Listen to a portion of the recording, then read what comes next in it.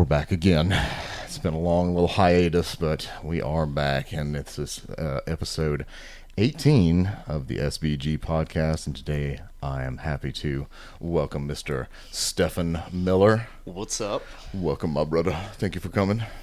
Anytime. It's been a little minute that I've been trying to see if anybody from the gym has been wanting to come and give their story about how they ended up there, and so I'm happy to finally have this man come and I can pick his brain now. I've had a lot of questions, especially like whenever I first got to, so the gym that I'm talking about is Acadiana Jiu-Jitsu. Started going there I think about 4 months ago, and immediately whenever I started going to some of these classes, I was like, seeing all these new faces and stuff, and I was like, man, they got a handful of dudes in here that had the cauliflower ear, and I was like, this dude is about it. I got to hear his story, so here we are. But yeah, man, so where are you from? I am from Opelousas. Technically, it's Lawtell, but, we don't have enough area to actually, have our own address, so we have to steal Opelousas. I feel that. Yeah, the vast metropolis of Lawtell, Louisiana.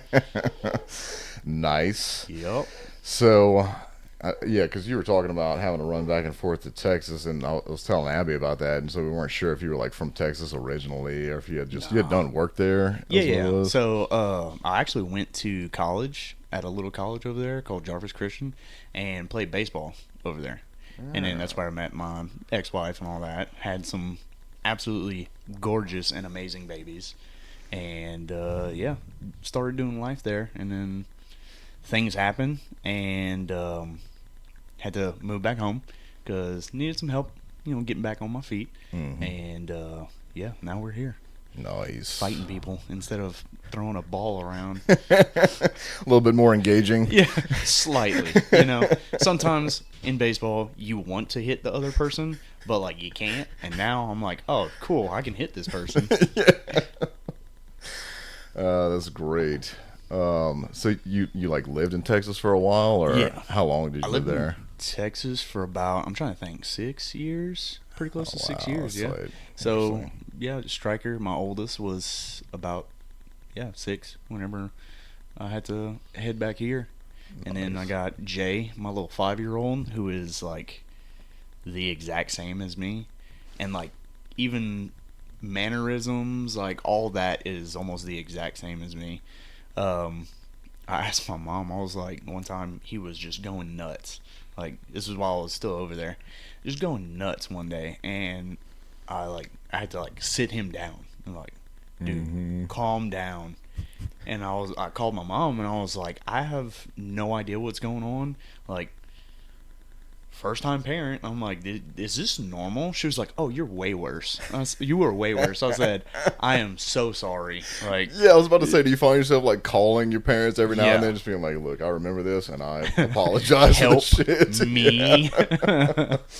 I find myself saying stuff that my dad said, and I'm like, I'll say it, and I go, the flashback. Ew. Oh no. Yeah.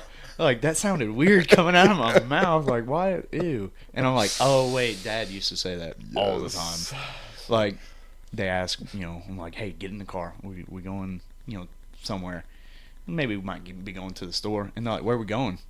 And I'm like, don't worry about where we're going. Get in the car. And I go, oh, no. Core memory unlocked. You hear airplanes in the background and gunshots, and you're like, oh, now I remember why he used to say that.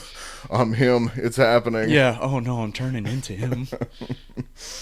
Oh, man. Yeah. Whenever my daughter has started doing that same thing, it's like, when are we going to get there? She's on this kick of, how much time is it going to take to get there? And I'm like, how much time it's going to take? It's going to, if you just, wait, and then whenever we finally get there, you'll see how much time it is from, you'll be able to calculate it from the time that it is now, You don't have to wonder. Yeah, exactly. Don't worry about it. We'll figure it out when we get there. Mm-hmm. It's all right. But yeah, I know exactly what you mean about one of your kids being spitting image of yourself. Sam is that way, and it's like looking at a mirror. It is crazy, and so then it affects me psychologically too, because even it's like hard to discipline them whenever you can put yourself like right in their shoes and you're like, Yep. holy shit, I'm like seeing myself. I don't want to be like a dickhead, like, you know, if your parents, you know, are a little bit too stern, it's like, you know, Yeah. you have that empathy in there. Yeah. I'll look at Jay and like he's rough. Like just rough. And I'm like, dude.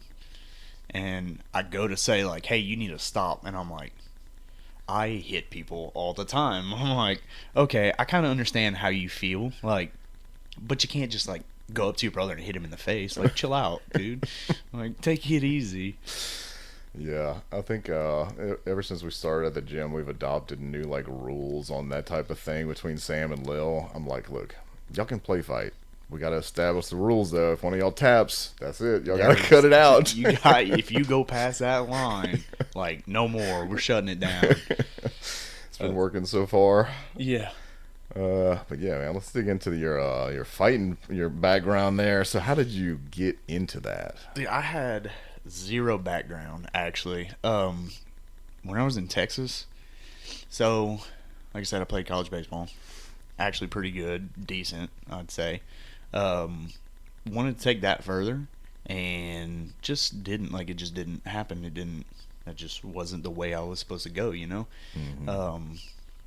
Just things with people being like, hey, we'll call you, you know, you look good, it's, you know, your stats great, you know, all that stuff, but not quite what we're looking for.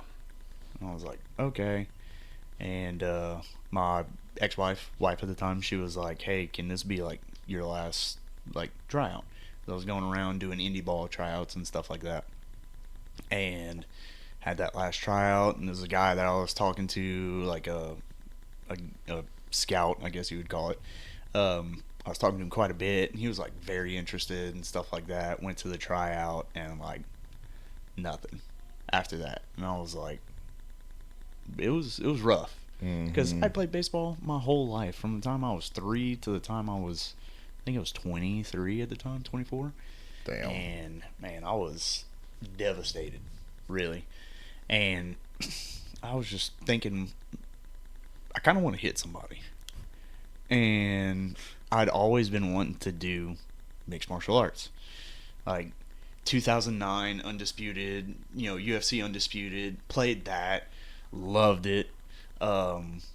Ever since that, like the Forrest Griffin, Stephon Miller fight in, you know, the tough era, like the tough boom, like watched that, loved it, loved Chuck Liddell, like Rampage and all them. Paid attention to it, but like never really was able to get into it because my parents were like, no, that's gonna hurt you, you know, you're gonna get hurt, you're gonna get beat up. Hilariously, I played football. Ended up getting like 2 concussions, had to stop playing football. Was really good at football. Like, Damn. I'm talking about like my sophomore year I played, and I think altogether, because I did punt returns, kick returns, and then was a running back, and I think it was close to like 1,500 yards altogether. Nice. And I think I missed 2 games, so it was like 8 games played, was like 1,500 all-purpose yards, and it was good. I think it was close to like 20 touchdowns or something like that. It was a lot. Dang. I was averaging about 100 yards a game, and putting in that work. Yeah. It's probably why you got those concussions pretty quick too. Exactly. And it was never the big people. It was always the smaller people. I remember specifically running a ball and like saw the wide receiver turn the cornerback out, and nobody was to my right, and I look up and I see like the safety, and he was about my size, maybe a little bit smaller, and I was like, oh, okay. I hated running around people. I was like, I want to run through you. And I was like, oh, okay, cool. We only got one more guy to beat, and like might have been at the 30-yard line, and I just put my head down, and all of a sudden I did this, and then everything went black, and I see like a light over here, and I was like, and I look, and it's the stadium light, and I was like, what the Did hell? I teleport? Dude, they said it sounded like 2 rams just did BAM! And like we both did like that and fell, and like never remembered anything from here, like going to put my head down and then just lights. And I was like, oh, that's insane. It's like straight up lost time. Just completely like a gap of like maybe 2-3 minutes where I was just like out. Damn. So I got up and I got to the sideline and I was like, did he fall too? They're like, yeah. And we ended up watching film, the next day, and I saw it and I was like, oh, that was bad. That's insane. So in your in all of the fighting that you have done, have you gotten hit that hard? Funny enough, not during the 2 fights, but like training, getting caught during training, just like I move a certain way and the other person, they're good. Like most of the guys that we're training with are really good. And like, especially on a Sunday, I'm moving a certain way and I move quick. I'm not very slow. So I'll move a certain way and they've picked it up and they've picked up a pattern. Yeah. And then it's just like right when I move, I'm moving right into something that they didn't throw hard, but it's like me going this way and them going this way, and it's just like bink, and I'm like, whoa, hold on a second. Just kind of crumble a little bit for a second, just kind of get little spaghetti legs. And, yeah. I remember one time I think it was a Sunday, and me and I think it was Darion were sparring, and I was throwing a stiff jab, and I was hitting him, and I was like, oh, okay. And I was trying to set something up, but he picked up a pattern like super quick. I'm talking about like I might have hit him with maybe 2 jabs, and I was gonna throw that stiff jab one more time, and honestly don't remember what I was gonna go off of. I was gonna just go off of him. And that was a bad decision because I threw that stiff jab and he slipped, and as he slipped he spun and hit me square in the ribs, and like air gone, completely gone, dude. I was making involuntary walrus sounds. Oh shit. Like, I'm was talking it a about, punch or a kick? No, it was a kick, a spinning kick. It was perfectly timed. He didn't throw it hard, like wasn't malicious at all. It was just me going this way and him going this way. Damn. And it just, I thought things folded on the inside of me. I was like, I hit the ground and I was crawling. All you hear is, they're like, you good? I was like, it's like I can't talk. Oh, God. That sounds brutal. Oh, yeah. I mean, it was. It hurt for a while. Was it like a liver shot or was it just straight? No, it was the opposite side. It was on my left side. So, liver's on the right side. It was on my left side. Yeah. And funny enough, I went to go get an x-ray because I was like, hey, something's got to be broken. There ain't no way. Or out of place. Mm-hmm. And went to get an x-ray, and the doctor was like, my chiropractor, she said, at the time, she was like, okay, so if you look at this left side, all your ribs are good. There's no fracture. I don't see any kind of fracture or anything like that. No little fractures or nothing. She said, but if you look on the right side, and I was like, I didn't get hit on the right side. She said, hear me out. She said, look down to the second to last rib, and I had a detached rib. That second to last rib was like detached, and I was like, oh, okay. I never felt that, but I felt this. So did it happen from like the force displaced the other side or something? I think. Or was it just like that?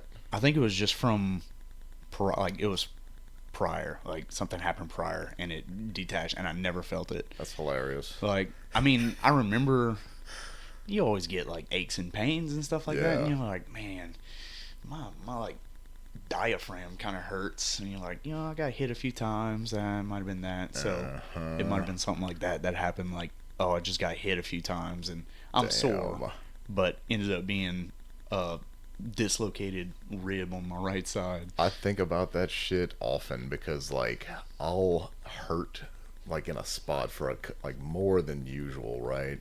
Mm-hmm. And I'm just like, man, I just wonder if that's not something that's like more than just like a normal ache or whatever. Just like whenever I bruised my rib, that lasted a while. But there was one time where like somebody took me down and I felt something right here pop, and I was like, man, it didn't hurt at the time. Yeah. And then like for I want to say a week or two after, there was like a radiating pain that just made my arm right here hurt a lot whenever I would try to like use any kind of force with it. And I was like, man, like I kept thinking about that. I was like, I wonder if this is somehow related or not. Is that like a rotator cuff or something? Start chat GPTing it up. Yeah. Maybe I ought to rest a little minute. I don't know. But if I rest, I'm not going to get better. So like, technically better. I'm going to feel bad.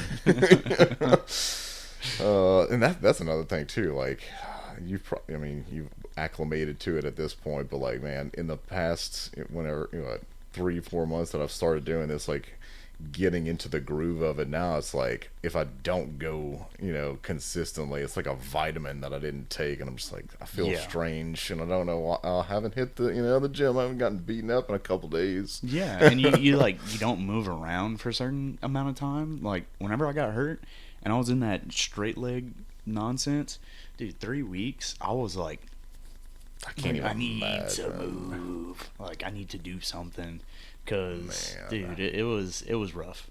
I'm going to be honest. It was pretty rough. Actually, let's segue from... We'll come right back to how you got into the fighting, and I want to touch on that right quick, because people need to hear about that shit, too. So, like, the how injury. I basically kind of blew up? Yes. Yeah. So, there was miscommunication between me and a coworker, and there was pressure left on a head that we were testing, and we were starting to take it off, and I was like, oh wait, there's another like outlet on that head that needs a different size socket. So I was like, hey, let me go get that socket. I was unscrewing some of the bolts, and that popped into my head, and I was like, I need to go get the other socket.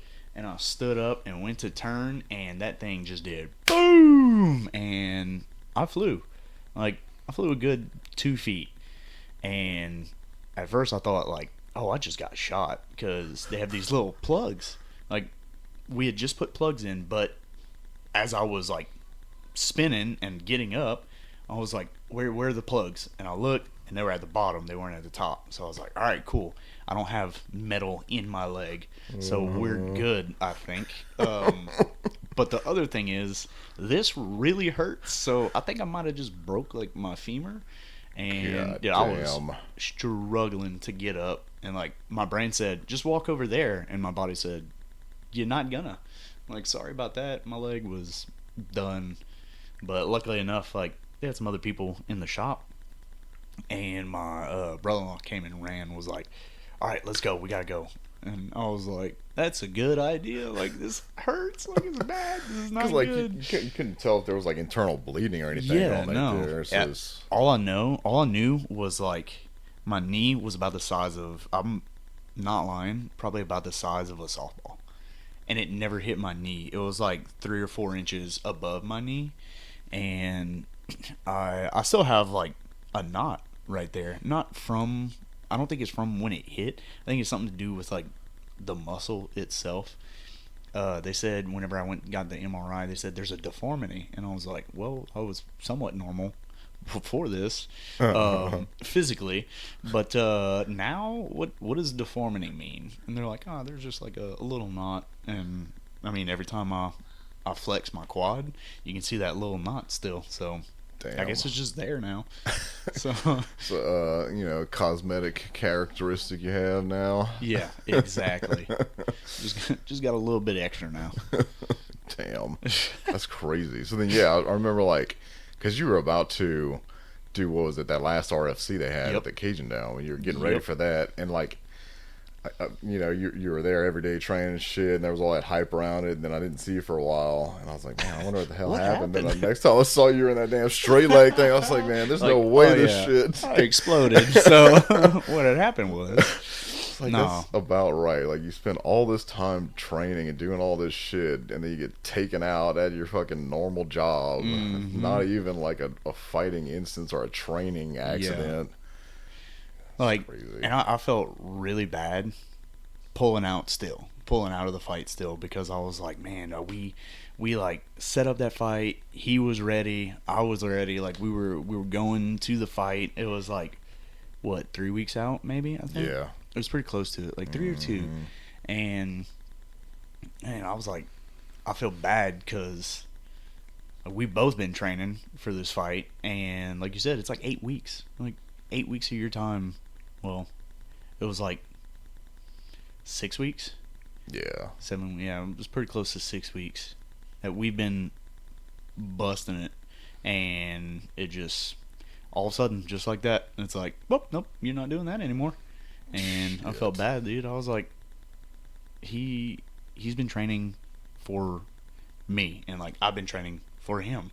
So like, I don't know. It just felt bad for me. I was like, I hate to do it, but I have to. Like, I can't bend my leg. So I was like, all right, well, we're gonna have to go ahead and pull out of that. Damn, that's crazy. Mm-hmm. Yep.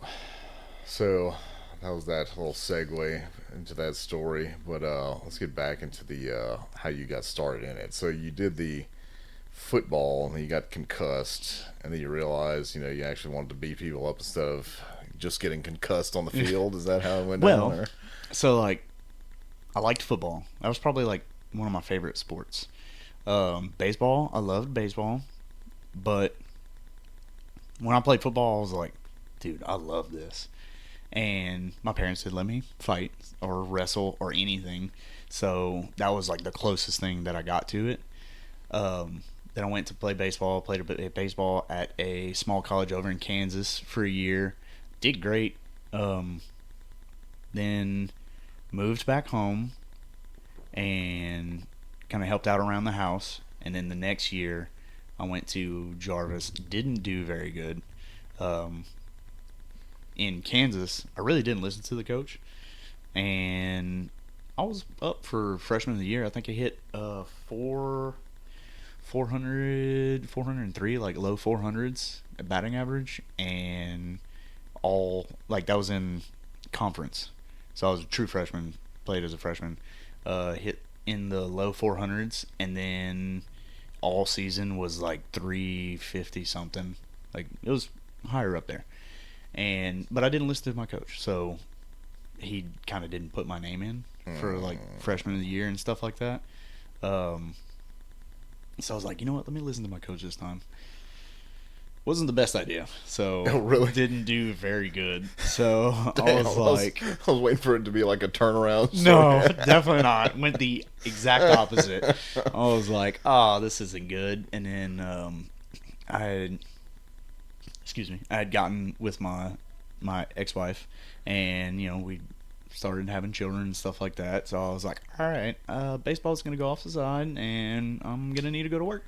So had to do all that, and I still tried with baseball. Like I said, I was going to like indie ball tryouts and stuff like that, and just like that last one, no call, nothing, and it kind of got to me, and I was like, yeah, I'm sure. I was like, I need to hit people, and that's like what I said. I went and trained over in Tyler, Texas, for I think it was like 3 months or 4 months, pretty close, and loved it.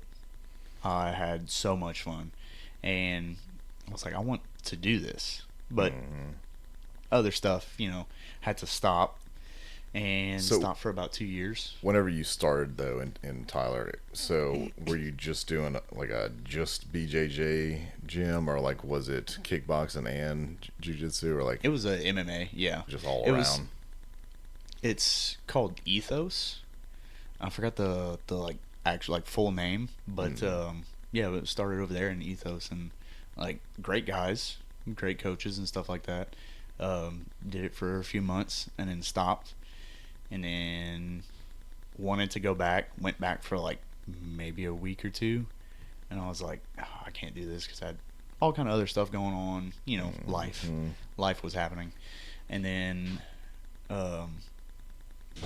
got like in a year, got divorced, got let go from my job, and then basically from getting let go of my job, lost the place that I was staying, and couldn't pay for like anything. And I was like, I need my family. Like, I need to be around my people.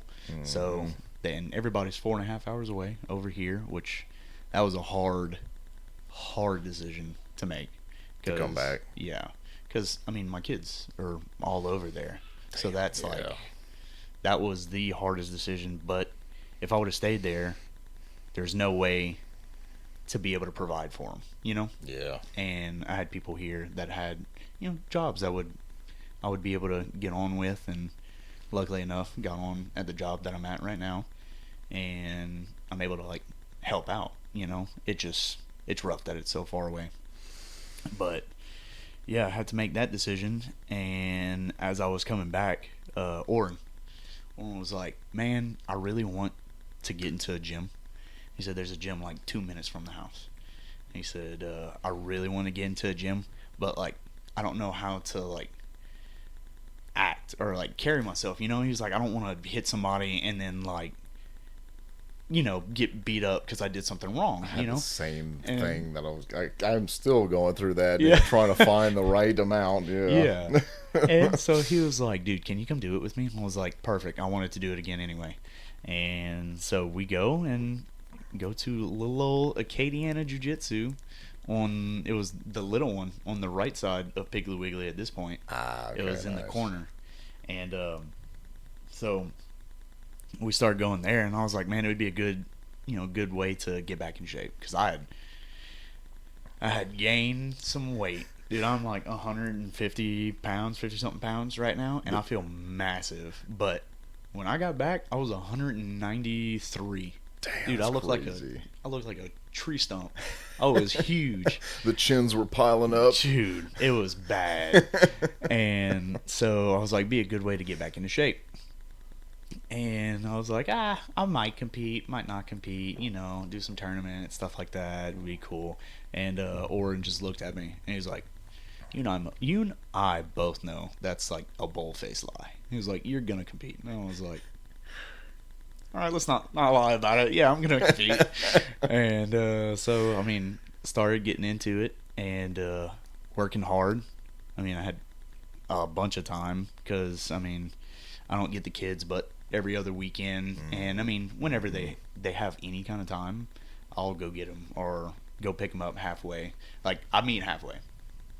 We meet in Mansfield, so it's like almost pretty close to like right in the middle.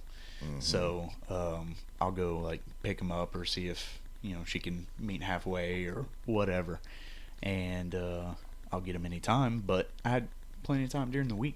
I was like, hey, let's go start fighting, and then started getting a little bit better. And then they were like, hey, you want to actually like fight? And I was like, in a cage? I'm like, yeah. It's like, hell yeah, let's go fight. Let's go fight some dude in a cage. Hell yeah, I would love to. So, why not? Why not? So that's when they started like introducing me to like guys from Head Kicks and stuff like that, going to Head Kicks every now and again, spar on like Tuesdays and Thursdays nights. And then had that first fight and realized blocking punches with my face was not a good idea. So Walt was like, come to the boxing gym. I was like, all right, cool. So I started going to his boxing gym. Is that Rain or is that Crowley? Rain. Okay. Yep. And well, technically it's like Dusson. So, but going to that gym and then going to Acadiana, and I like fell in love with that process. It's a lot and it's hard, but like leaving work Monday and Wednesday, going to the boxing gym, getting some very good like bag rounds in. So Wednesdays is normally like my sparring days over there. So bag rounds on Mondays, sparring rounds on Wednesdays, and then right after that, I'm coming back to Acadiana, and I'm doing MMA with Justin and y'all, and finishing up that, and then after that doing jiu-jitsu. And like, it's a lot, but I love it. Like, that's where, I don't know, I feel the best whenever I'm doing stuff like that. Like, like I worked really hard and I feel great now, because for some reason that was like my reward was like, oh, you did really, like, you worked really hard today. You might not have been the best, like you could have been, which trying to get better just a little bit, not necessarily needing that like giant jump, but just a little bit, like each training session, just a little bit better, a little bit better, a little bit better. 1% every day. Yep. So doing that, man, it was great. I loved it, and I mean, I'm ready to do it again, but got some other stuff going on. But yeah, dude, just getting into the gym, and it's like for me, it's like a way to kind of like separate from like real life stuff going on. I feel that. Yeah, and people were like, how is this like therapeutic for you, you know, getting hit in the face? And I'm like, listen, I can take everything that's going on in my everyday life, and it takes like a backseat for like an hour or two, and then all I have to worry about is that person that's in front of me. Yep. And I can like kind of separate things for a second, and I can, whenever I'm going back to like, I'm done training and I'm going back to like thinking about my everyday life, I feel like I think more clear. Like I can make decisions that at the time maybe might have been an emotional decision, and I can take the emotion out of it because I had that session where I'm like thinking about this person in front of me, and maybe a little bit of emotion might have gotten released a little bit in that session, and then I can come back to this and be like, that was a dumb way of thinking about that. Why don't we just like do this? And then it's like, oh, that was actually a better decision. Like, cool. That works out. All right. It's like meditating. Exactly. Yep. Exactly. I feel that heavily. I get wound up in the day-to-day, and like, I mean, you know, it's like adult life. You got your kids. You're trying to freaking navigate the waters of, you know, home ownership, maintaining your job, all the, you know, financial responsibility of being the head of the house and all this shit. So then you just get like swamped sometimes thinking about that shit. And it's like, my God, I would rather be in a 90-degree warehouse getting smoked in the head by this man than thinking about fucking bills right now. Like, oh, electricity bill's coming up. Bam! You're like, that hurt. Let's kind of put that off for a second. Let's focus on not getting punched in the face.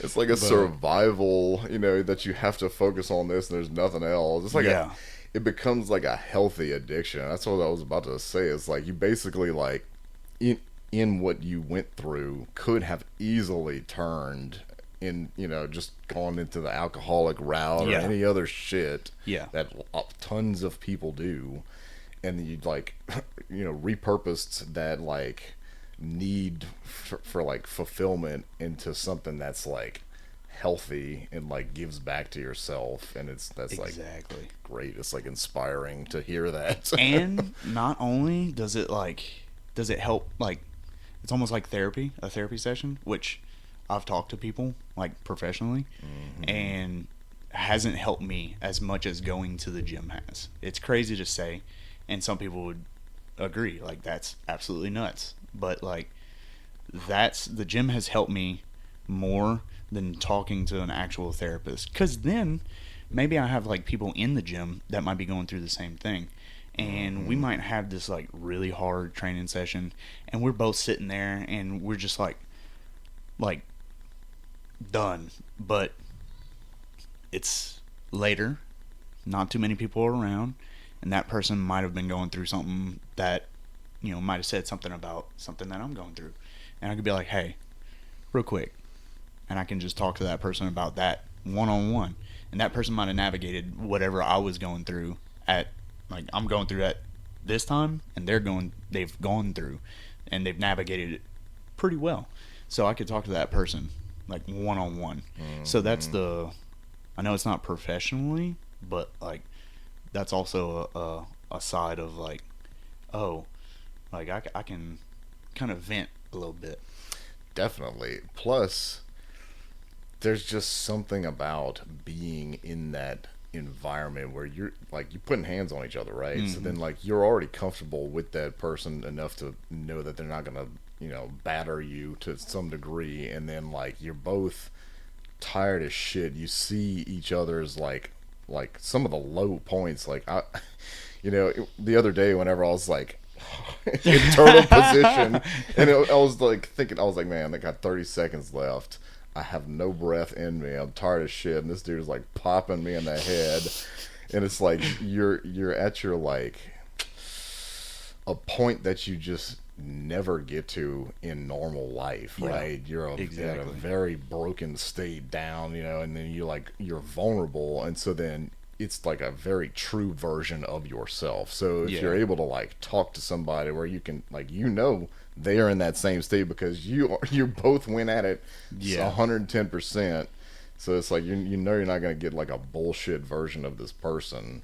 Yeah, and it helps with like the kids too. Not only showing them like, oh, dad can protect me, but like my boys. I got 2 boys and a little girl. Oh, watch if you tap too much on this, like, oh, my bad. It's all good. So like I have 2 boys and a little girl. So just having like the boys see, and I don't want them necessarily to like come to the arena and watch the fight. I mean, that would be great to have like all of my kids there and like getting my hand raised and then having my kids come into the cage. Dude, that would be amazing. They're too little right now. I think they're a little bit too small. Seeing them afterwards though, like going back home, seeing them afterwards and like having them watch it while I'm fighting, having them watch, and then coming back and they're like, I saw that, like seeing me kind of beat up a little bit, like they're like, oh, that actually like happened, like you just did that. But having the boys see that process of like going through a weight cut, because this last weight cut that I went through, that was miserable. Bro, speak it, because that's a big part of this process that I want to know more about. It just seems so grueling, like from the outside looking in. This last one was rough. I had some things that came up, probably like 3 weeks out, I think.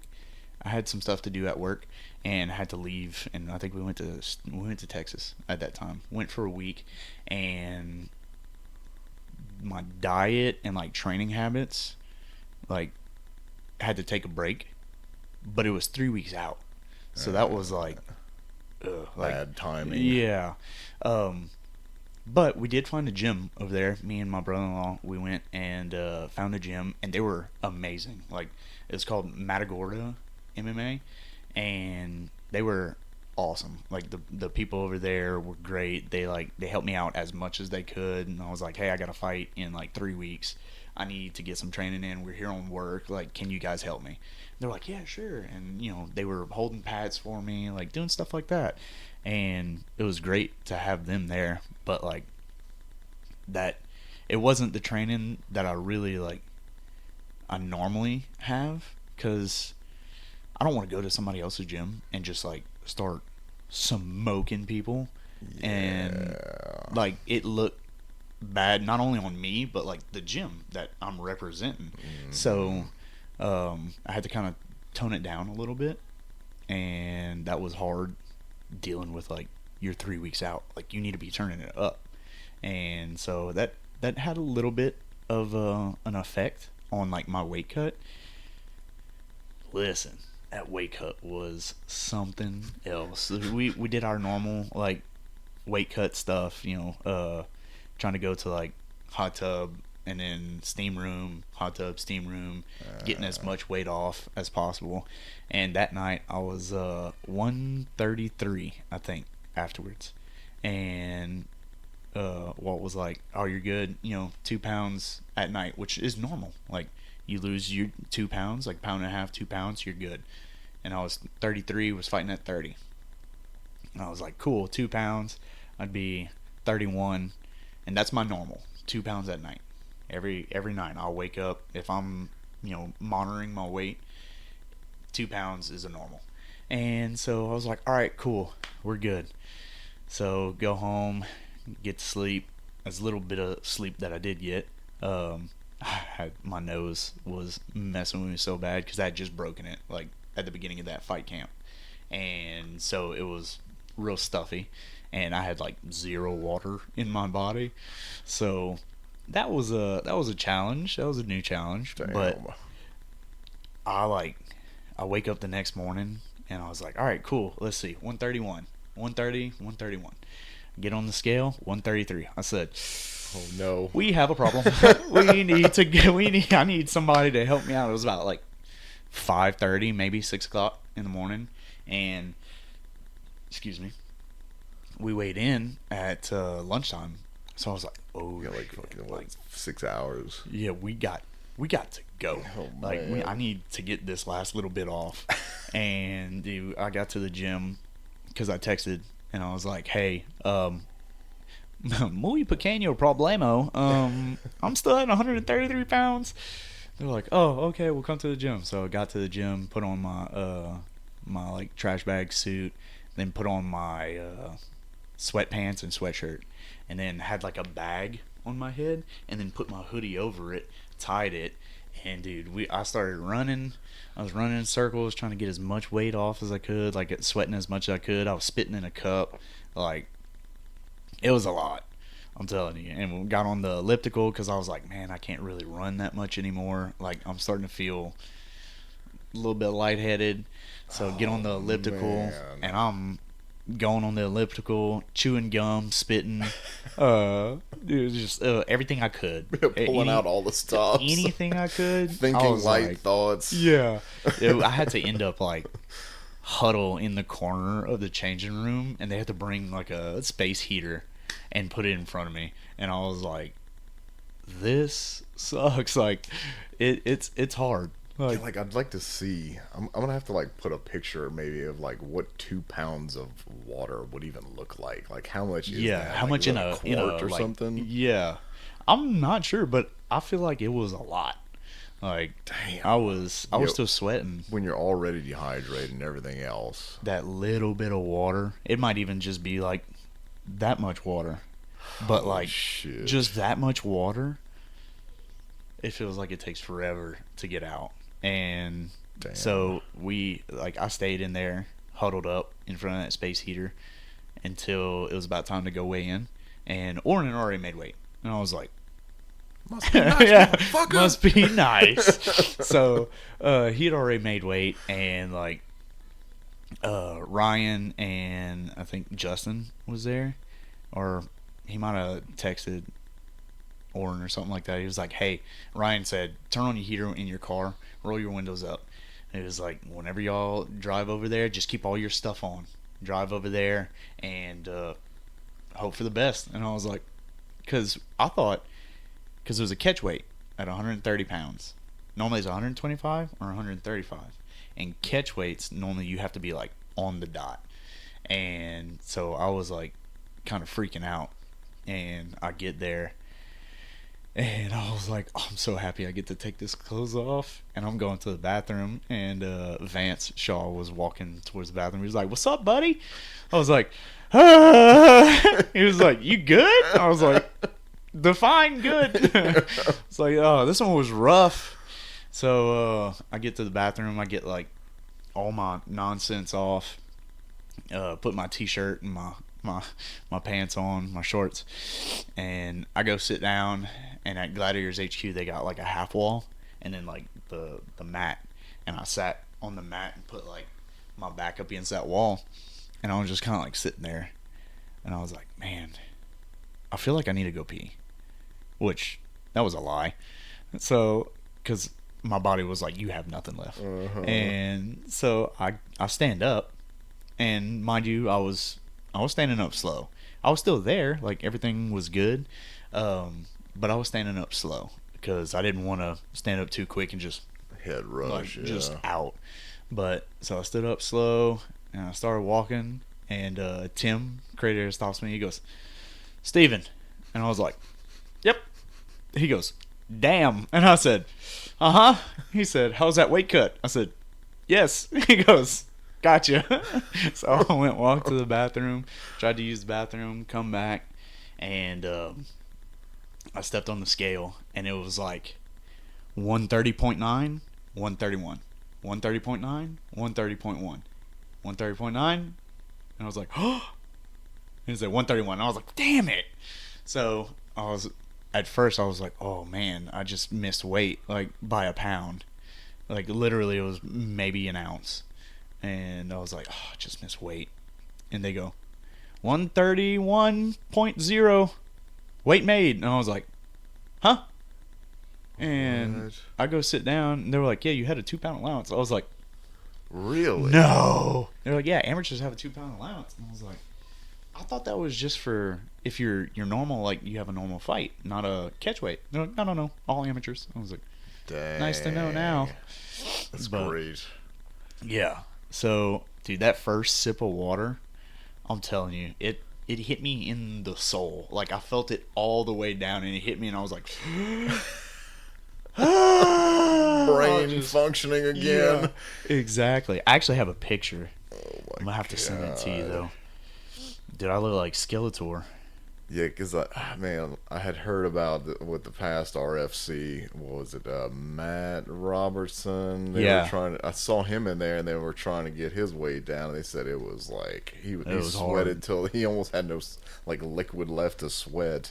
Exactly. It's like holy shit. Yeah, I'm gonna send that to you, so you can put that up there, dude. Can like confirm he does look like Skeletor. Yep. like a skeleton, just eyes sunken in, like. And I'm gonna be honest, I didn't feel like horrible. I just felt kind of tired. I was like, man, I could take a nap standing up right now. Damn, that's crazy. And so you were down to 131, and your normal walk around weight was 155. Pretty close. Like 152. Honestly, if I'm like being like normal, like my healthy, like no like processed food, which I normally do, it's like 148 is my normal like walk around. I think I was a little bit heavier, maybe like in the 51 maybe. But yeah, my normal is like 48. Right now, I am thick, like from just being sedentary for the 2 or 3 weeks, and then I like donuts, and I ate some donuts. So Hell yeah. now I'm trying to fight that. So What donut brand are you fond of? honestly, any, but there's a gas station right by work, and they have like jelly-filled donuts. Oh dang. I'll take those any day of the week, like anytime. I like Meshes pretty good, but they do Meshes have some is- contenders around that I don't even know the names of these places. But as long as they kind of are like Meshes, where it's like, you know, you got it's warm and you can like, I don't know, people watching out here, if you want to comment, on it. I know there's some of you out there that do the same damn thing as me. So, there's haters out there that will hate on this process. But I like to take my donuts and smash them flat, and the texture is just better. So maybe I'm a freak for that, but I'm pretty sure there's other people that like that too. So See, donuts, like I could eat donuts all day, any day. But there's a place that comes in. We do a lot of work with them, like sending stuff out. And it's called ASAP, and they always come in. There's a salesman that comes in and brings us food. And he always, I don't know what the name of the donut shop is, but he brings us a box of normal kolaches, box of jalapenos, and a box of the blueberry cake. And I don't know where he gets it from, but those are the best I've ever had. And I eat about 3 to 5 of all of them whenever he comes. Damn. So like if I'm in camp, I'm like, I see him pull up and I see him pull those bags out, and I'm like, no, just go Start back. sweating. Leave. Yeah, exactly. Why does your sweat smell like blueberries? Like, don't worry about it. your fucking opponent found out your weakness and sent that man over there. It's like, hey, by the way, the guy that I'm fighting works here. Send as many donuts as you can. No, I've had people at work, and I'm not going to say who it is, but he knows who he is, and if he watches this, I still love you. He'll eat. He was eating pizza, a full pizza, and I was sitting on the forklift one time, and this was, I think it was maybe my second fight, maybe my first. He might have done it for both of them, but I'll be sitting on the forklift, and I was waiting for something to get done, and I hear, woo, woo, and I did. And I looked up, and he's in the other shop, right by the table, and he has the whole box, and he does like this, and he takes a bite, and then looks at me and does like that, and then dips it in ranch and takes another bite. And I was like, son of a bitch. You're lucky I really want to fight somebody right now, or else I would eat so much pizza. Oh, man. Hilarious. Diet. That's the hardest. I'm going to be honest. That's the hardest thing in the fighting game. It sounded like it, in all that I've seen and heard. Because when I hear that you have to lose like upwards of like 20 to 25 pounds within a couple weeks, it's about 3 weeks. That shit is Isn't that crazy? Mind-boggling, yeah. And then to fight after you have like depleted of yourself of all of this, how did you feel going into these fights doing that? So like the first one felt great. Completely like before, during, and after. I was like, oh, okay, 135. Like, had to stay in the sauna for a little bit. But I was like, I feel like this is the best I've felt in so long. Obviously, didn't go very well because blocking punches with my face, Was that the Alex Mundell? No, fight? That one was Carter Fano.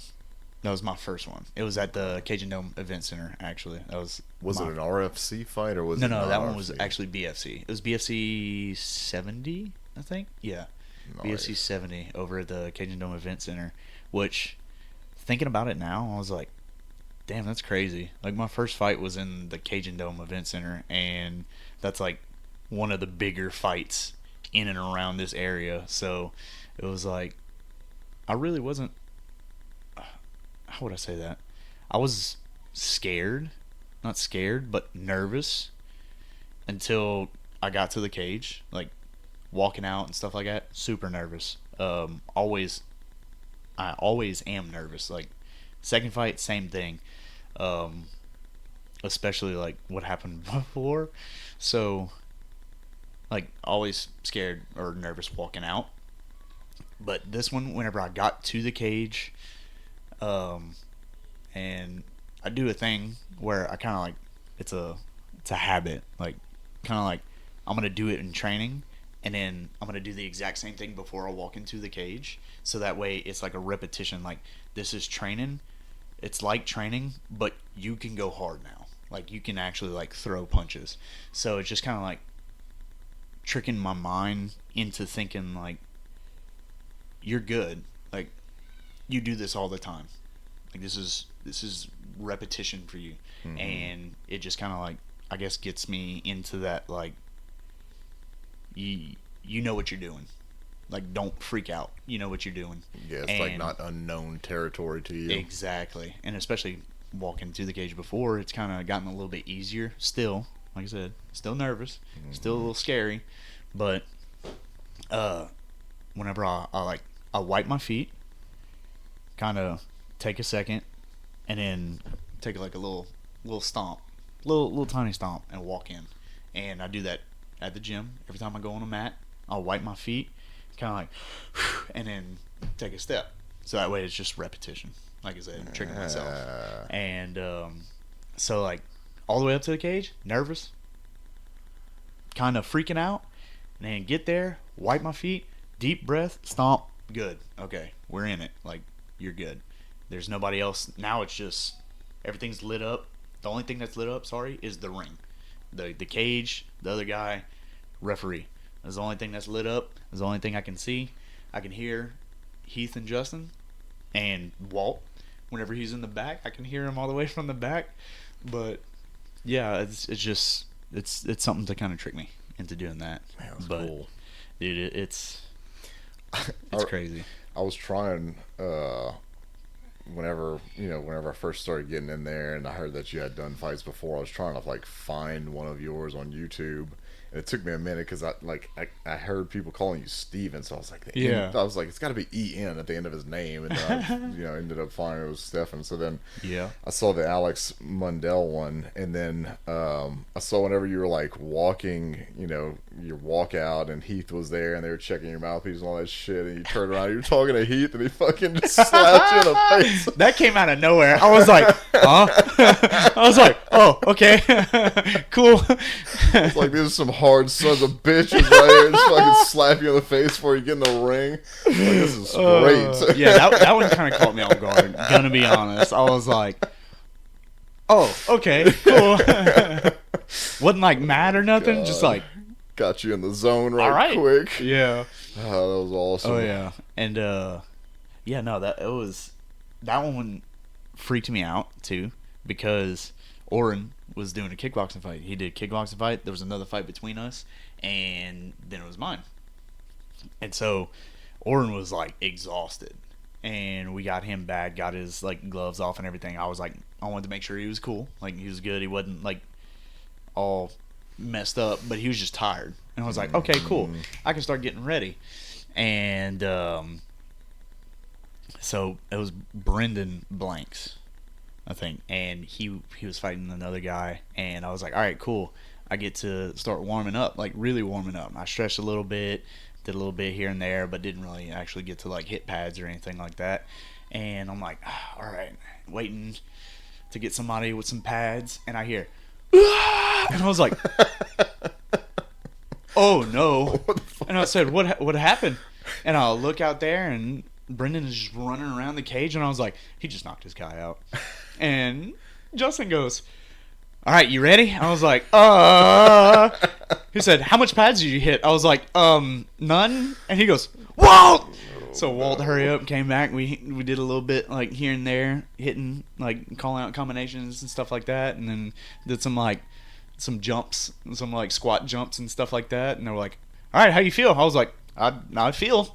And they're like, all right, cool, you're on, let's go. I was like, all right, cool. God damn. So I mean, stuff like that happens all the time. Yeah. But it was crazy.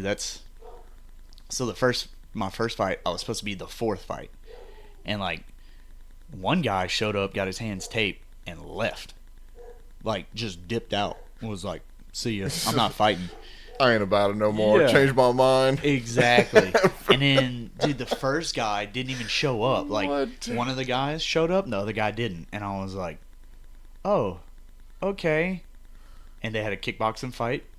And so it was supposed to be one fight, kickboxing, another fight, my fight.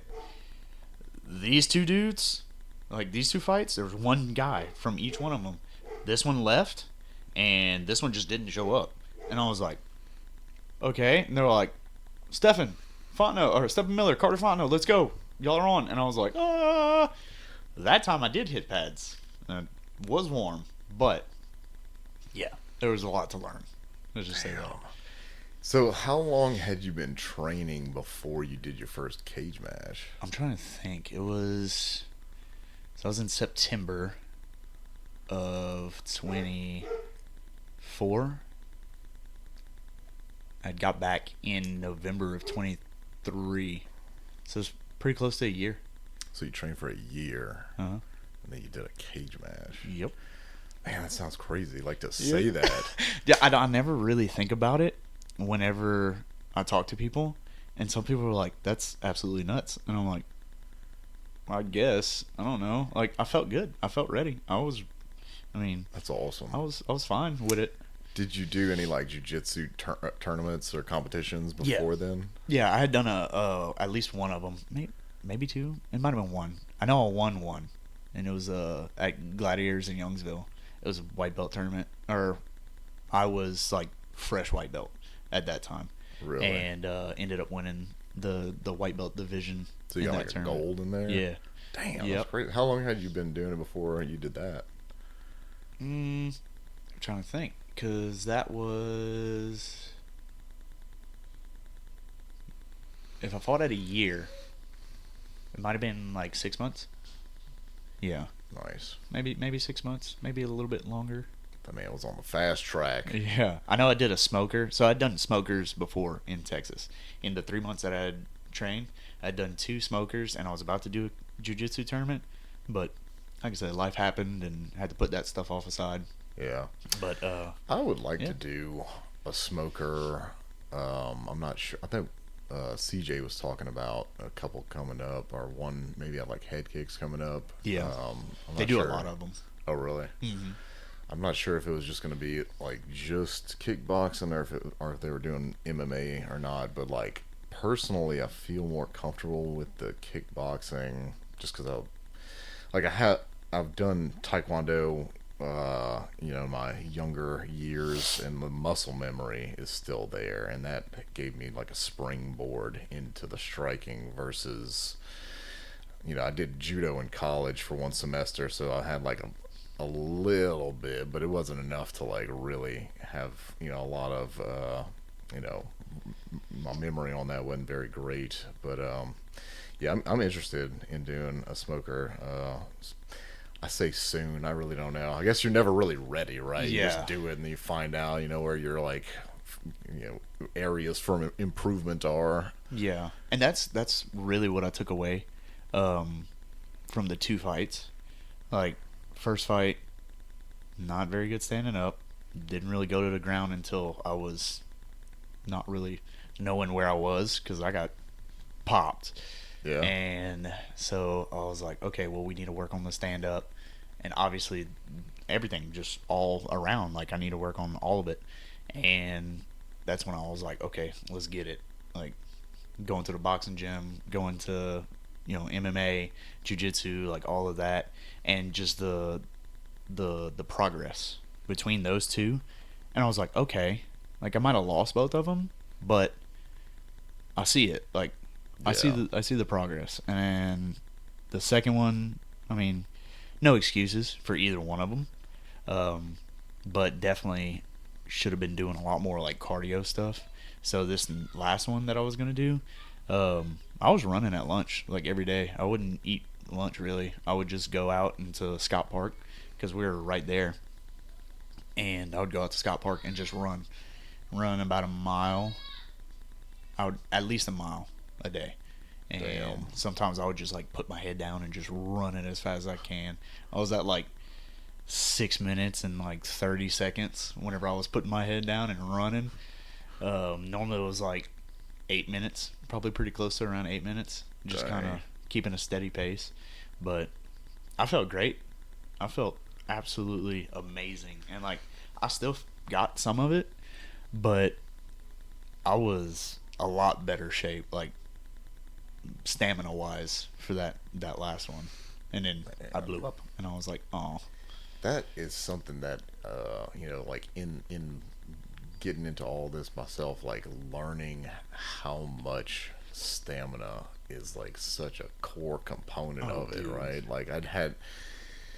Like for me, I would do my freaking prison workouts with my weights out in the yard and shit, and like you have muscle, but I never really like did too much cardio. I just don't like doing cardio for the sake of cardio. Yeah. Until I got into this, and it's like, if you ain't got cardio, you're like dead in the water, right? You can be as strong as you could be, but if you gas out in like 30 seconds, they're gonna run circles around you. So I was about to say, you got 3 rounds in a fight. If you don't have any cardio, maybe you might get out the first one. Maybe. If you just swing away and maybe like knock somebody out instantly or something, but.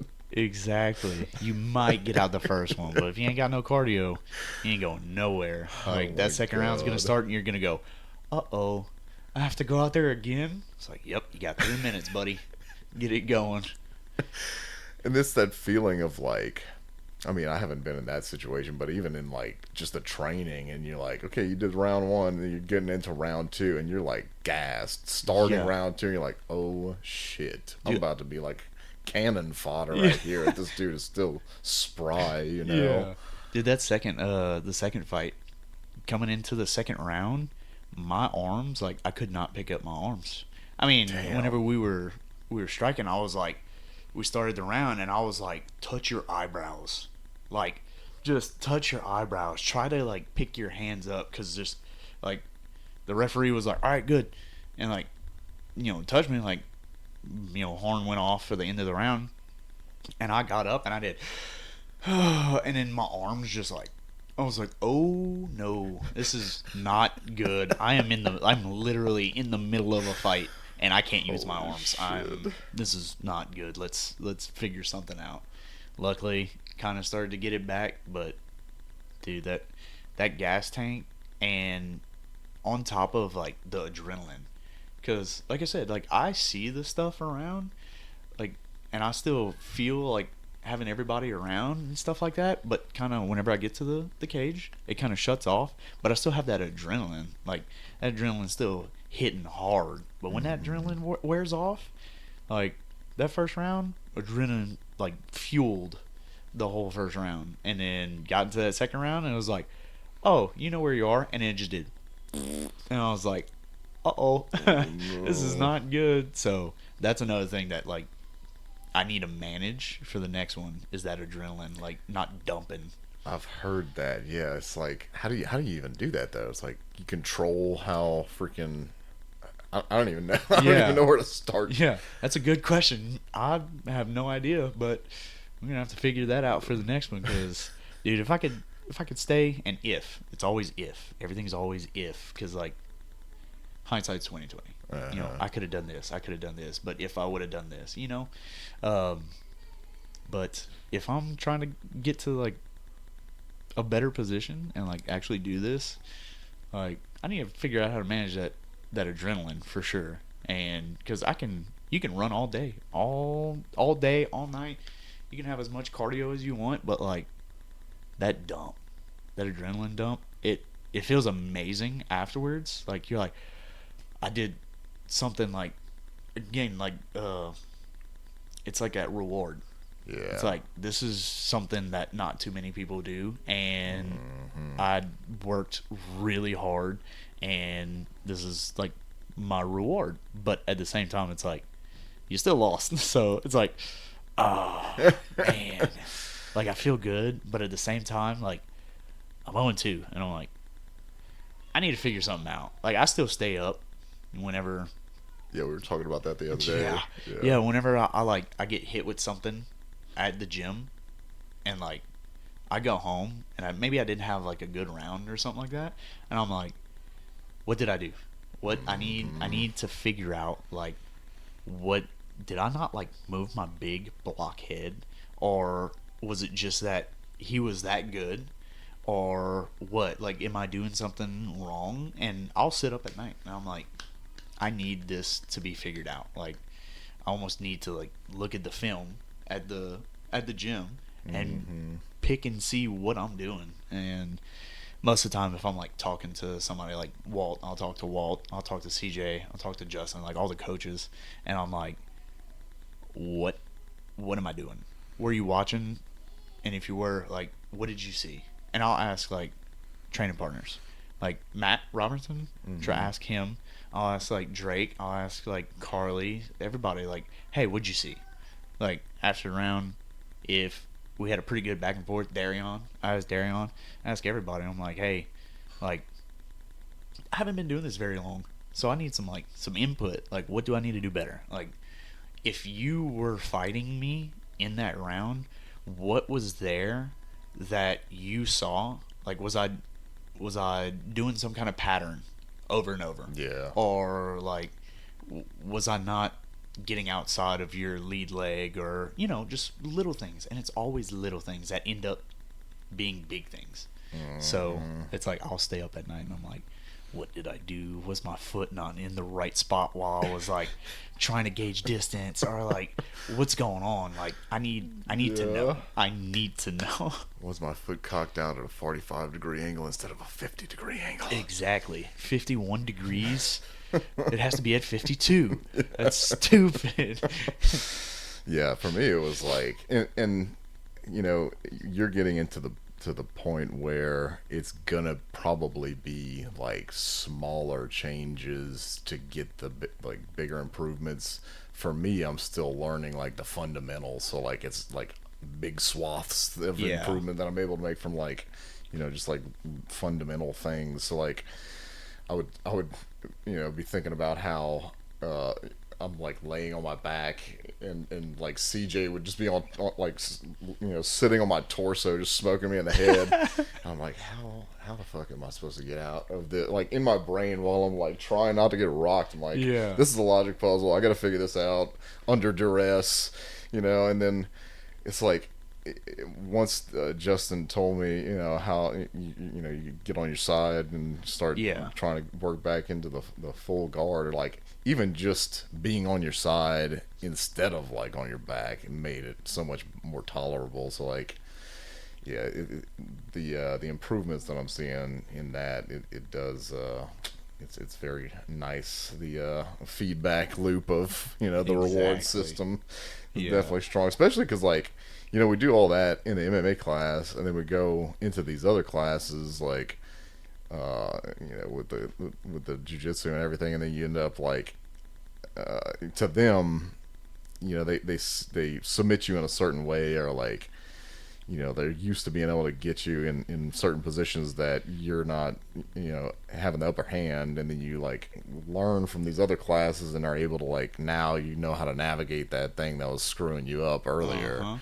And so it's cool to like see them recognize that, hey, like this thing that I was getting you with isn't working anymore. Like, good job on that. And then like that's cool to see. That's another reward system. Whenever you don't see it, but other people were seeing it, and they're like, wow, like you're doing a lot better. And you're like, oh, that makes me feel good. Yeah, because it's like so much time that you're pretty much in your head, like questioning whether or not you're getting better. So then you got to hear it from somebody else. Yeah, like you are your biggest critic, and that's how I am. Like, I need to break things down to like the smallest little things, like the foot. Like, oh, that was at 51. It's supposed to be at 52. Like, I need to like break it down, and I'm like, you need to be better here, here, here, and it's like, okay. Yeah, let's work on that. You being your own biggest critic, man, that shit. Being new at it still, I'm like navigating that myself, right? And like, you have your highs and lows. Even, obviously in training too, because you're basing your progress off of that. And so like, what was it, this past Wednesday? The wall pressure stuff that we were doing, dude. That was tough. Wall pressure is tough. Kudos to everybody, that does all this shit on the normal. Like, I had no idea. And like, whenever, because I guess it's like being up against a corner, right? Because like, if you're on flat mat, you have like space to kind of wiggle around and do things. There's nowhere to go. Yeah, you're up against a corner. You're just getting smashed. You can't get out of the shit, and then like really triggers that fight or flight in your brain where you're like, oh my god, like I'm in a corner, this dude's fucking smashing me. Can't breathe. And so it was that moment where I was like turtled up, and you're just like popping me like this. Look, 1,000 things were going through my mind right there, right? So it was like, oh shit, I can't breathe. It's hot as fuck. This dude's popping me in the head. You're trying to figure out how to get out of the situation. And also, if you can't, then it's another, like, however long the round is till you're out of the situations. And it's like, you feel so helpless, right? And so then all of these things are going through my head, and I'm like, man, this isn't even like an actual match or anything. This is just fucking training. I'm like, I can't, like, and then so then right there, it's like, you start to doubt whether or not you're like cut out for this type of activity. Yeah. And so that really starts fucking with me. And it's like, man, what am I doing? I'm like, like 35, dad, in the tech space, thinking I could like start, like getting into this like MMA shit with all these fucking killers. And so then, dude, it was, all these things are swirling around in my brain, and look, it breaks you down into this super vulnerable state that you're fucking never in. And I'll just tell you, like, I know there's going to be people that are going to watch this shit and be able to resonate with this. There's probably times where everybody, killer or not, whatever, you probably got into your car after a training match and you fucking cried, right? Or, like, you rode home quiet. Yes. Like, there is no, like, I have, some people that I'll watch on YouTube. Dude, there's times where, like, I'll have a rough training day, and I'm like, click, and I'll turn that off, and I'm riding home like this, 10 and 2, the whole way, and I'm like, and I live in Oculus. Yes. That's 45 minutes away. I'm like, what did I do wrong? Like, why? why? What am I not doing right? And I'm just like completely quiet, thinking to myself, Yes. Like, okay, you got to get out of your own head. Like, chill out.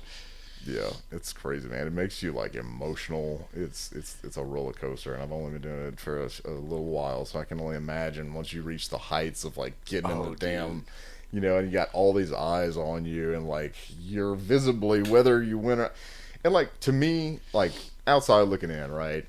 It takes like cast iron fucking nuts to get into that cage, regardless of if you win or lose. So like that 0-2.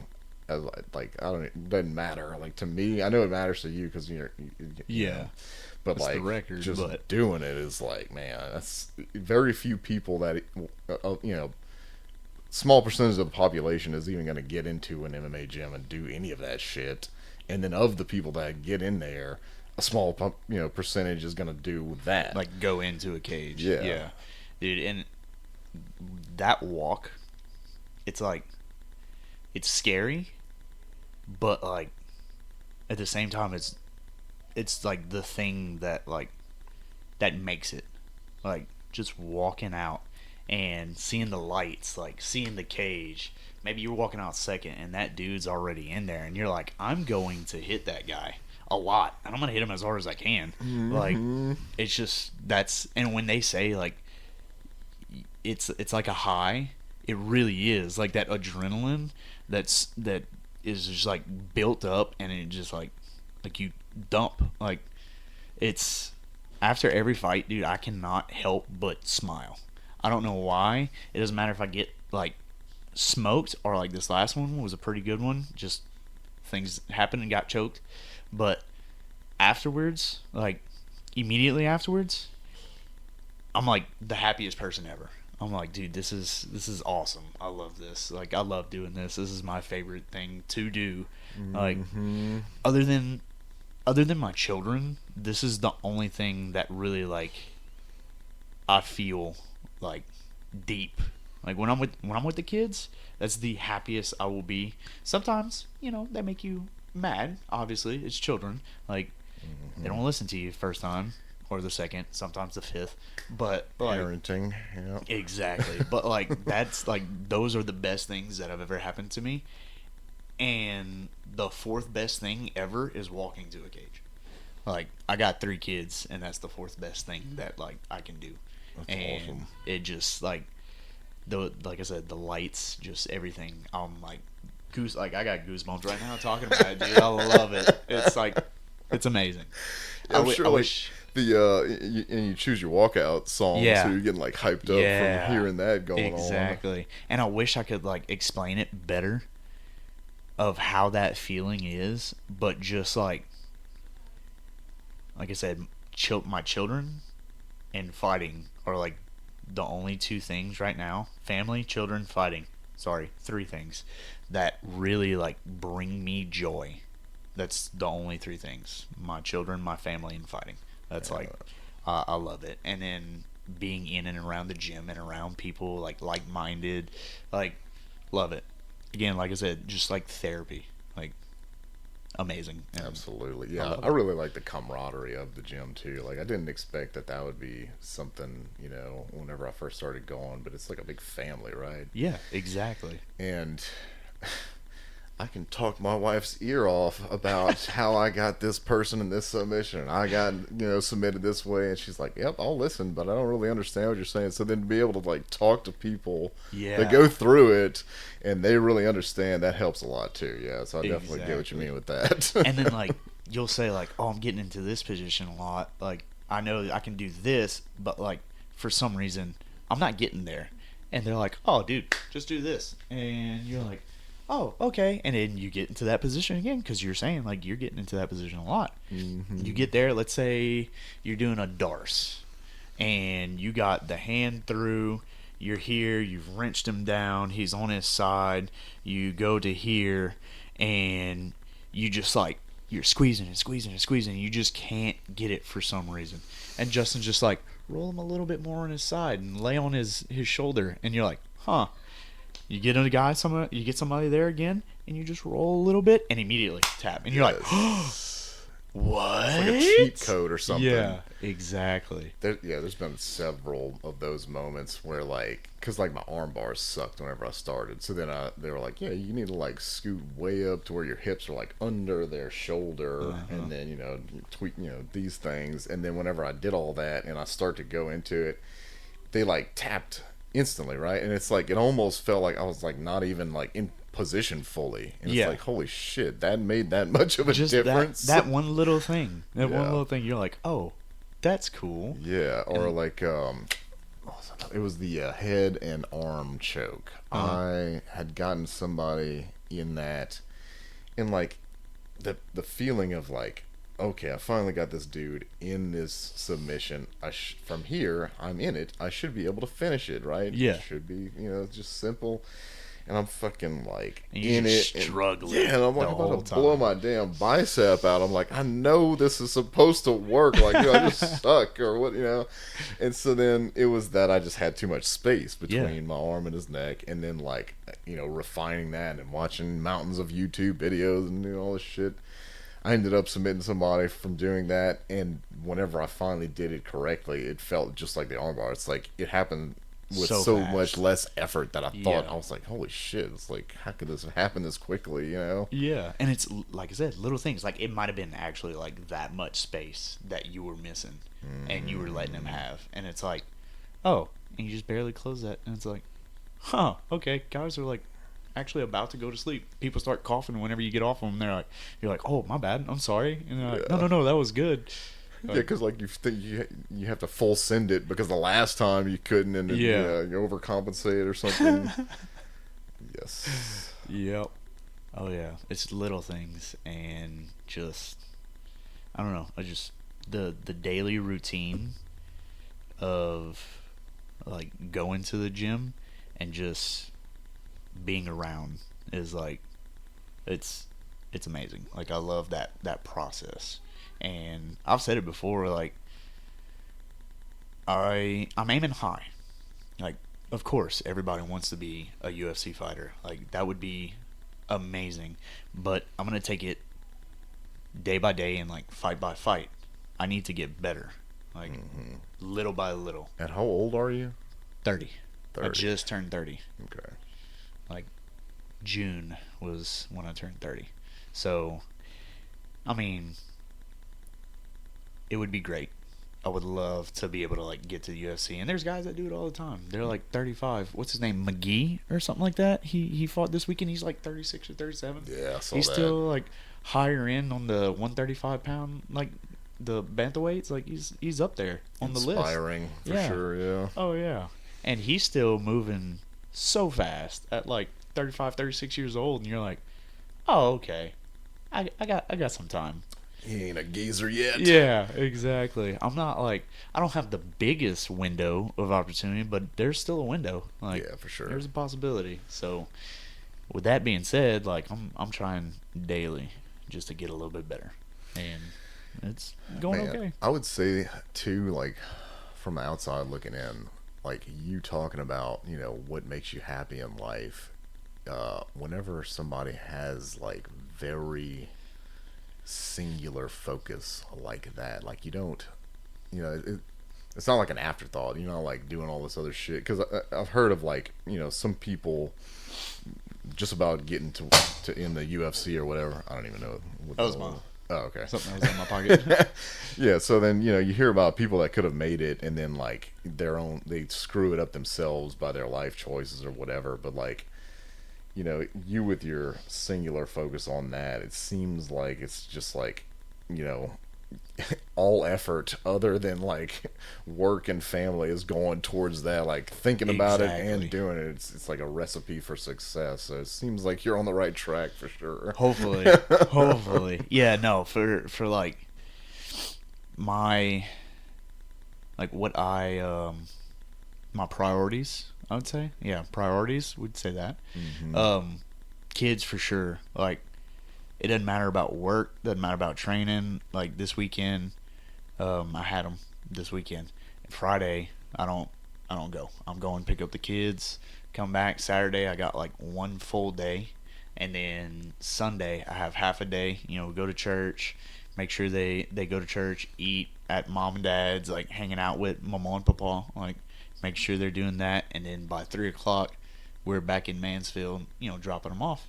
But that, because we do our fight stuff, our like the killer crew on Sundays at 2, so that's like that's a big time to be there. But if I got the kids, man, we're putting that off aside. We're gonna go ahead, and obviously I have to bring them back, and I could see if like she wants to meet at like 6, but that would be harder for me and her because it would be later for both of us to get back, and the kids, it'd be like, let's see, 6, pretty close to 9 o'clock for both of us to get back, and getting the kids ready for bed if they have school like during the school year.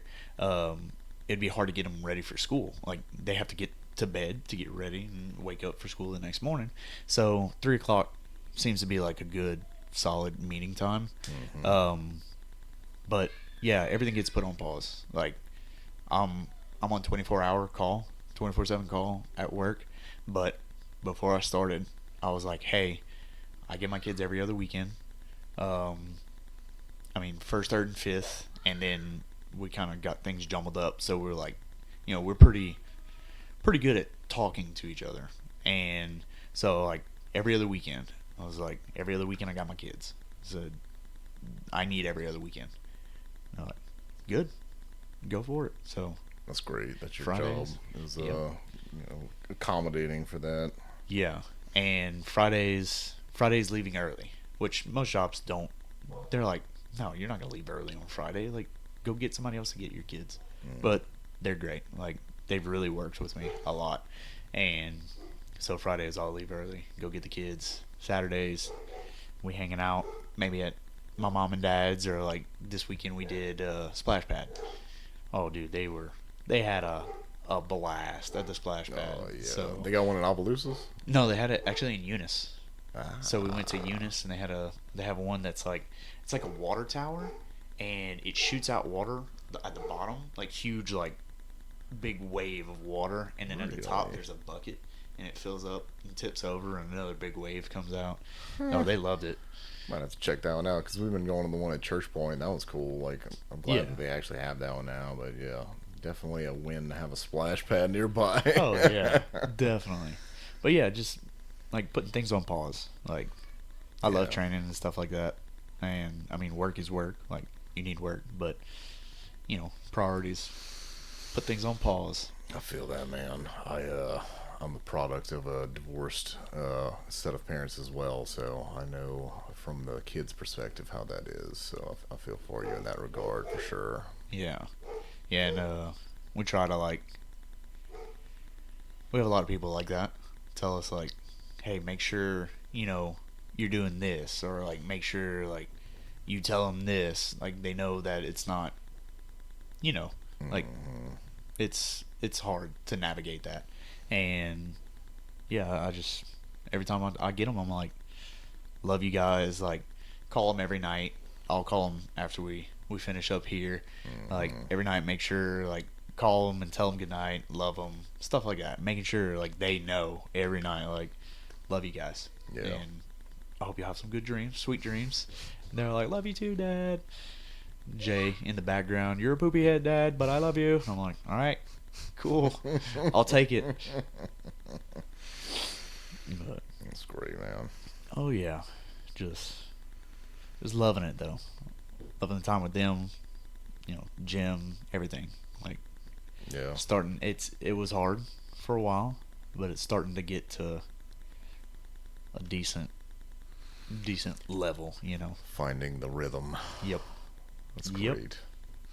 So, on the horizon, what do you have going on with that? Do you have any fights lined up, or? Not as of right now. With the whole injury thing, like, I'm still kind of iffy on like the leg. I'm doing stuff, like kind of picking up the pace, stuff like that. But Kenneth got me in a knee bar the other day, and I immediately tapped. I was like, nope. And it was this leg too. And Clayton kind of looked at me and was like, why'd you tap? I was like, I want my knee intact. Like, I want to keep it there. And he was like, oh yeah, that's the leg too. And Kenneth was like, was that your bad leg? And I was like, no, it's fine. Like, I tapped early. I made sure. Like, I'm not trying to fight that. Like, he got to it, and like, not necessarily all the way there, but like, he got to it. And I was like, if we're going this way, like, if we keep going that way, he's got it. Nah, we started going that way, and I did. Nope. It's about to get spicy. Yeah, it's about to get spicy. There's gonna be some popping and some cracking, and it is not gonna be good at all. Yeah, I'm still learning like all the different things that can happen with like legs and shit, and like the knee. What is it? Like heel hooks. Heel hooks, dude. So they did a class about that a couple weeks back, and they were showing us that, and like, whenever somebody was like putting it on me, it didn't feel hurty, right? It didn't hurt just pressure, right? Yeah, and that freaks me out because it seems like, and what they were saying, matches up. It's like it doesn't hurt, and you feel the pressure, and then all of a sudden it just explodes till right? things go boom, like literally. And it's like, how do you even like know how far it can go before that happens? So then if I have anything like that go down, I'm like, I'm not even gonna fuck around and find out. Just I was about to say, like, right now I'm not really testing the waters, kind of, sort of, but like, somebody grabs a heel, and I know, like, when they get that, like, that forearm underneath the heel, and I don't like boot like immediately, if they get that under there, I'm like, nope. You got it, big dog. You can have that one. Dude, so I signed up for a jiu-jitsu tournament, and I didn't realize, like, I had some things going on, and I wasn't paying attention when I signed up. And, I signed up for, like, purple belt and brown belt division, and I'm a white belt. Like, I don't really mess with, like, leg things, and I get into my first match, and this guy who was, I think he was a brown belt, maybe, we like locked up, and I was kind of like feeling it out, and he started to go to my side, and I was like, oh, okay, I can toss, and he like shucked me over, got to my back, and I was like, oh, okay, I still know what to do here, and I'm pushing the hands down, and I'm starting to walk forward, and he just rolls, grabs my leg, like, kind of picks me up and like sits me down, and right when my butt hit the ground, my ankle was right here, and he did whoop, and like got to it like immediately whenever my butt hit the ground, and like my butt hit the ground, I did like that. I was like, I know exactly where that goes, where this is going, and I want my entire knee, like, my ACL needs to stay where it is. So I was like, let's go ahead and tap. Like, that man put on his try-hard pants, signed up for a brown belt competition as a white belt. I get there, and they're like, hey, you're in the brown belt division. And I said, excuse me? And they said, yeah, dude, you signed up for the brown belt division. What were you thinking? I was so like, I wasn't thinking at all. Really, gonna be honest, I made a boo boo and went to ask Aaron, who's running everything, and he was like, yeah, we'll see if we can get you a white belt match. And I was like, all right, sweet. About 10 minutes later, he was like, Stephon, come here. I go over there, and he said, hey, we don't have any room for the white belt, so yeah, we'll just go ahead and do this. And I was like, best of luck. Okay. Oh no, he believes in himself wholeheartedly. That's why he's here. Exactly. That's exactly why I signed up. I was like, I got this. Oh, man. Little did I know that guy was just gonna roll into a heel hook, and I was like, nope, I know where that goes. It's not gonna end good. Well, that's great. We're probably getting close to in time on this episode here, but I do have to ask, as it is the foundation of this podcast was based off of like video games. So do you have any favorite video games? Oh man, I don't know. Like, I play video games. Like, obviously, like, time recently with training and all that, it's been a little tight. Mm-hmm. Me and Oren, though, we have been playing this game called A Day Out, and it's like monster hunting. Like, you go around and hunt. Like we hunted the Wendigo. Like it's kind of cartoony too. It's kind of funny. Stuff like that. Like Wendigo, there was like this blob monster. There was this like I think there's 20 something monsters, and like you collect them. So like there's a basement. Whenever you go back to the FOB, like you'll go back to the FOB, and there's a basement where they have all the containment like areas for all the monsters. And I think, don't get me lying, I think they break out once you get all of them.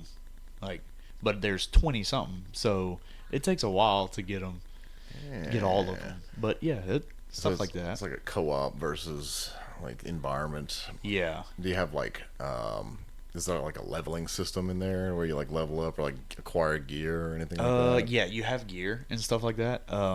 You earn money every time you hunt a monster, so you have like a certain amount of money that you can buy like turrets. Like we had some turrets that we had bought, and those help out quite a bit because like you never know, like some things pop out of nowhere. Like they had a swamp monster that would pop out of nowhere. You'd have to like throw it down, hurry up, and just take off running. And it like locks on and starts shooting. But yeah, no, it's fun. We like that because we watched Supernatural whenever we were younger, and so we're like, oh, this is like we get to play as the Supernatural characters, Sam and Dean. Like, oh, we're cool. We get to do that now. That's pretty cool. So is that on PC? It is. It is on PC. Okay, nice. It's called A Day Out, and that's what I've been playing here recently.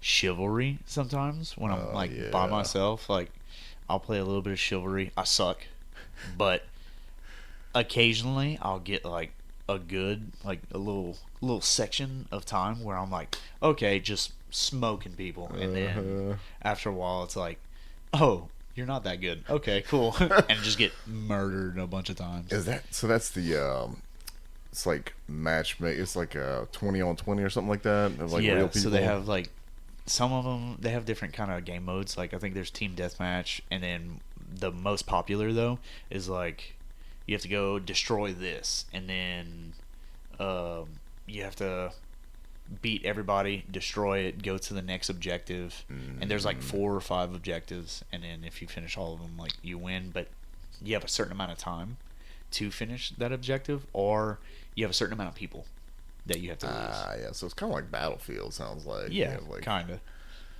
Reinforcements and objectives and stuff like that. I know we played, I think it was Chivalry 2. We had like office LAN parties, and that was one of the games they chose.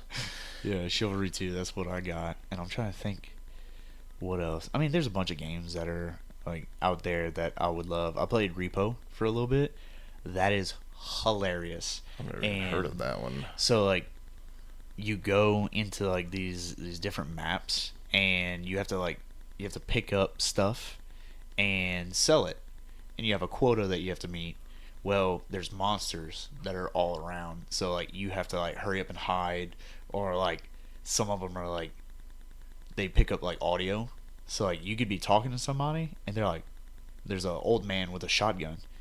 You have to be like extremely quiet, and you have to hide, and then if you say something or like laugh, he like and he'll turn and like hit you like right there. Damn. So you have to like be really, really quiet.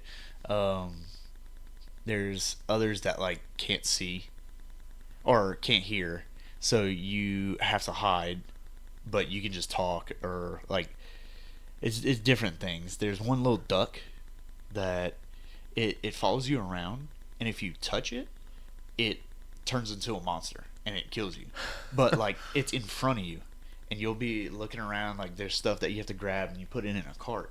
So you'll be looking around and you're like, oh wait, and you'll go to pick up something and it jumps in front of you and you accidentally touch it and it takes off and starts running after you. It's pretty great. Yeah. Trolly. Exactly. It's fun though. I like that one. That would be something that you'd have to have like a group of people though. Like 4 to 6 people to play.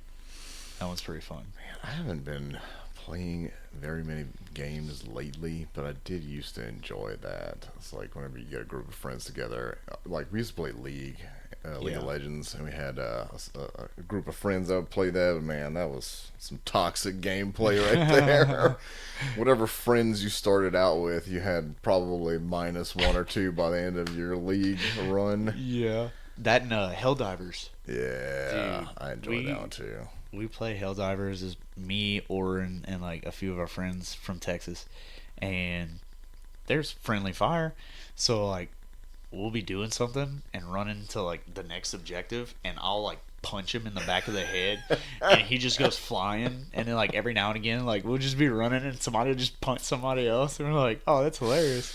And one time I punched him and he flew past, like we're on the where you extract, like the platform where you extract, and he was starting to go into it, like into the back of the plane, and I did boom and punched him, and he flew off the platform, and I had to hurry up and get back up before it left. He had like 2 seconds left before it left. Yeah, that was so funny. I was about to say my signature thing that I do, and Andrew Lawton, I've played with him and a couple other people, but he knows what I'm talking about if you end up watching this. I'll get the 500k bomb, the nuke. Oh yeah. And look, my signature thing is like everybody's running into the back of the plane, and I will throw it down right there. Yeah. And like, I've caught a few people with that, and then I forget. I don't really forget. It's I just don't have that much investment into it, so I don't really care if we make it out with all of the samples. But sometimes the dude with all the samples will not make it. Dead. Yeah. Exactly. So brutal. Dude, I threw a grenade in the back one time. Like, everybody else got in, and I was just like, huh. And I threw a grenade and waited for a second, and it blew up, and somebody died, and I was like, you can kill people from that? And I had to hurry up and get in because it was about to leave, and like you said, the person that died was the person with all the samples. Yes. And I was like, the call of the void got him. Yeah, I was like, oh no, my bad. No, you're an idiot. I'm like, well, yes, but at the same time, that was kind of funny. I love friendly fire in those types of games. It is like, it's terrible for my gameplay though, because I just end up killing my teammates. Well, like me and my buddy Josh used to play Battlefield. I think it was Bad Company 2, and they had friendly fire. I think it was like in the hardcore mode or whatever. So you didn't have like the mini map or anything like that. And we'd start off on this one map, and I sucked at driving the helicopters, but he was pretty good. And so our strategy was just go immediately for the helicopters, and there was like only 2 of them, and you got like 20 dudes on your team, and everybody's rushing for the helicopters. Yeah. And so it ended up getting to the point where like we'd both run to the helicopter, and some poor soul would hurry up and get into the cockpit, and then like without even like breaking sprint, I would just pop him in the head, and then Josh would get in and I would get in. And no, this is mine. It's like team killing is like nothing now. We just would blast you. Yeah, good times. That's hilarious. Oh yeah, team killing, like, it's fun whenever you're just like messing around, but sometimes it gets so aggravating because you're like actually trying to do something, and then somebody accidentally kills another person, and you're like, no, stop. Oh yeah, this man has got too much invested in this game. Screaming at it. Well, screaming at pixels. Well, cool, man. I'm very grateful that you made the trek out here and gave me a story. I'm looking forward to getting beaten up by you probably tomorrow or the next day. Yeah. But yeah, man, it's been cool hearing about all your travels with that, and I look forward to more stories to come for sure. I'm gonna have to a couple months down the road. If you end up having a fight, we could do like a pre-fight sesh. Yeah, or a post-fight. Yeah. Yeah. Oh, I'm down for that, for sure.